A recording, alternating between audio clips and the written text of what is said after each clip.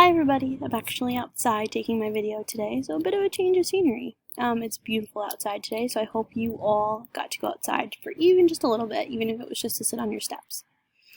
So let's jump into what we're doing today in reading. So today in reading, we are taking a look at small moments and how those are important to the story. So small moments or small things that you don't really realize when you're reading until you take a second to stop and look at it.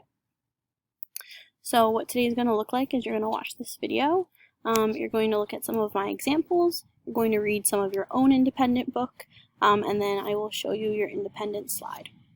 So today is called Seeing Big Ideas in Small Details.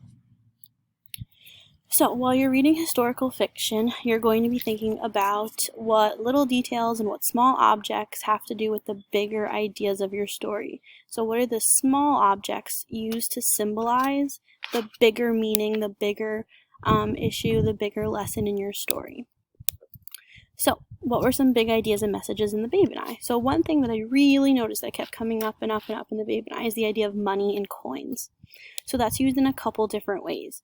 So first off, on page 1, when the narrator is only given a dime for his birthday, it kind of shows us that at the time that there was not a lot of money, but also that a dime was worth the amount that 2 apples were worth. So also that how cheap things were at that moment in history, but still not enough for the family to have money, and they were very poor, as were a lot of other people at the time.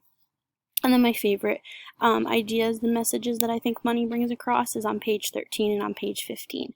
So on page 15, the narrator has coins jingling in his pocket from when he started selling newspapers and started making money for himself. And on page 15, when the narrator puts the money in the jar, when the narrator's mom puts the money that he earned in the money jar, I feel like both of those moments on page 13 and 15 of the money jingling around and the money going in the jar signal some hope for the narrator and his family, and the fact that he has more than one coin and they're hitting against each other making that jingling sound, and that they're putting multiple coins in the money jar. From only having one dime to having multiple coins, that being able to make that sound and being able to go in the money jar shows that the family has hope, that they are going to be doing better financially, and they're all working hard to make more money for the family. So I think money here, especially in these 4 moments, really symbolize hope, and that the family is working very, very hard to make money for themselves. So that's what I think that the money represents in The Babe and I. And those are just small moments, and just like such small objects and small moments that symbolize such a big idea of hope during this time period. So now think about your own stories. What are you reading? Are there any objects or symbols? So when you were talking about the past couple days, you're thinking about small symbols that keep repeating. And we know that repeating ideas are usually pretty important to our story. So is there anything that's been repeating in your story? And take a second and think about what that means for the bigger lesson in your story, the bigger idea in your story.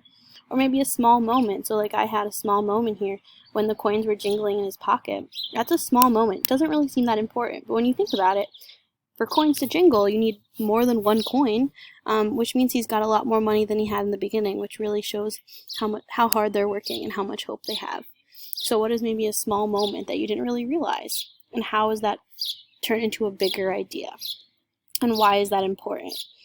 So that's what you're going to be working on today. So I have this slide for you to work on your independent practice. So it's got 2 sides. So on the right, there's some push your thinking phrases for you to use.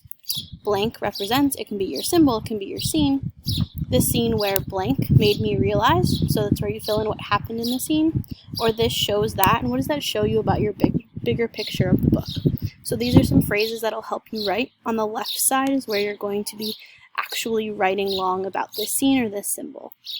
So refer back to my example so that it'll help you on this. And please use the push your thinking phrases. They're super helpful. They're for you to use. So think about your own story and what small moments or small symbols are super important to the larger picture, the bigger idea in your story. Happy reading and good luck.